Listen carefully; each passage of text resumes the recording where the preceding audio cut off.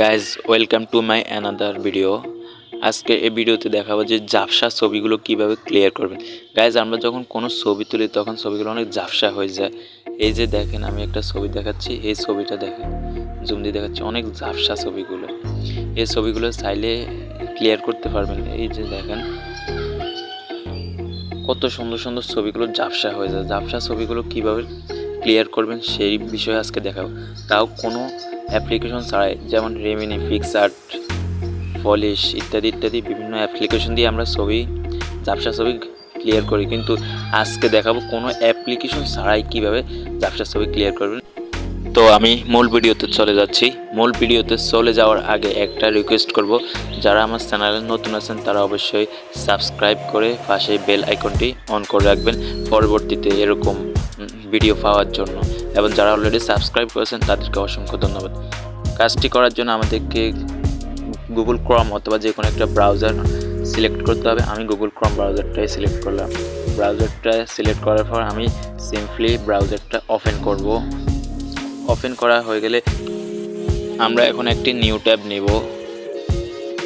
New tab নিয়ে search করব image restoration.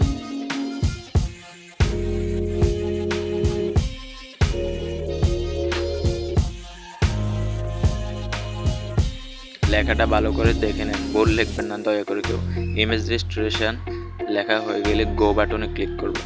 Click করার পর উপরে যে ওয়েবসাইটটি আসছে রিফ্লিক্যাট ইমেজ রিস্টোরেশন, এই সাইটে ক্লিক করব।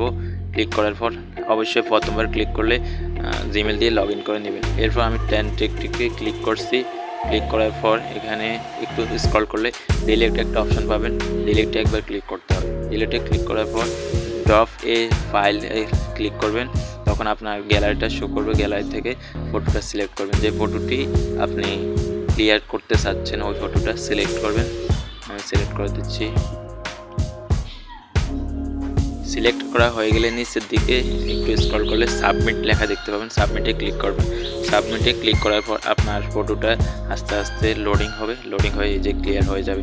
তো এখানে নিচে ডাউনলোড লেখা আছে, আমি ডাউনলোড করতেছি। আমি দুইটা ছবি প্রথমে দেখাচ্ছি আপনাদেরকে, এখন দ্বিতীয়টা এডিট করে দেখাচ্ছি। দ্বিতীয়টা এডিট করার জন্য এখানে ডিলিট দিয়ে ড্রপে ফাইল দিব। এরপর ফাইলটি সিলেক্ট করে দেব। এরপর নেক্সট সাবমিটে ক্লিক করব। সাবমিটে ক্লিক করার পর নিচে ইনপুটিং হতে থাকবে এটা। এরপর আমি ডাউনলোড করে নেব। এই যে ডাউনলোড।